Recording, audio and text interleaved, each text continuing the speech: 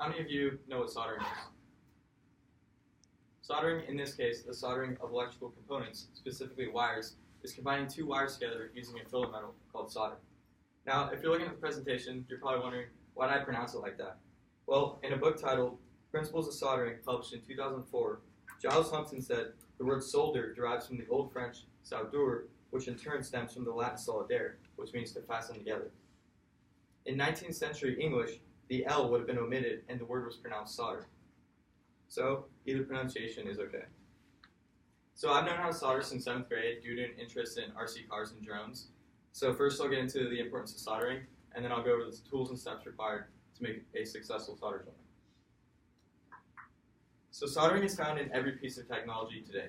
It's found in phones, tablets, cell phones, USB cables, anything with wires or circuit boards has a solder joint in it. You're probably wondering, what the heck does a good solder joint even look like? Here I have two pictures of them. They look shiny, solid, and as if it's all one piece. Now we can get into the tools. The top left tool is a helping hand tool. This will hold the wires together when soldering. It'll make it much easier. Next to that, we have wire cutters, which will cut the wires. And then below the helping hand tool, we have wire strippers, which will strip the wires of the silicone insulation, exposing two ends. Next, we have one of the most important tools, which is a soldering iron. It heats up and will help fuse the metal together. In Carol Fay's article entitled Hydronic Controls, it states, the tip of the soldering iron can be various shapes.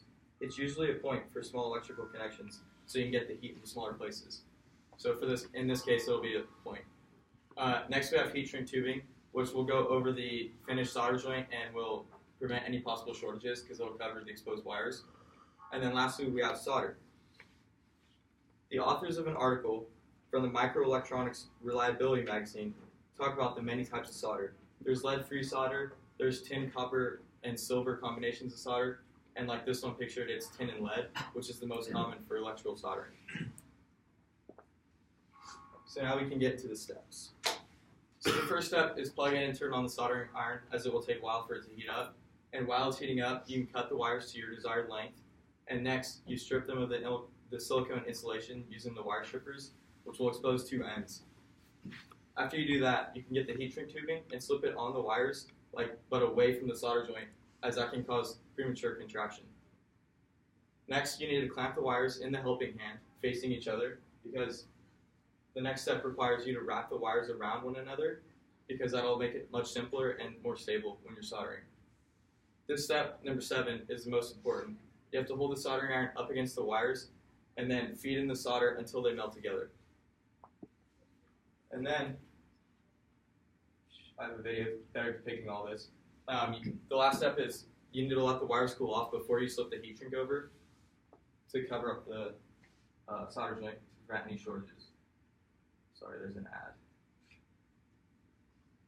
I was hoping this wouldn't happen. Alright, so here he's using the helping hand and facing the exposed ends of the wires. He already cut it and stripped the wires of the silicone insulation.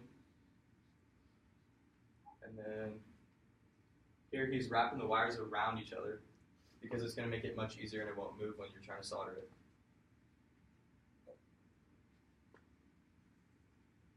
And then here's what soldering actually is. So he's using the soldering iron. It's really hot, and the heat will go through the wires, and then he feeds in the solder, which will melt it together, and it'll make it a much stronger bond. That's what bonds the two wires together, which allows the electrical current to flow through. And then lastly, he put heat shrink over it, and then he's going to blow dry it, which will contract it so it'll stay on really well, and it'll cover up the exposed wires, preventing any possible shortages.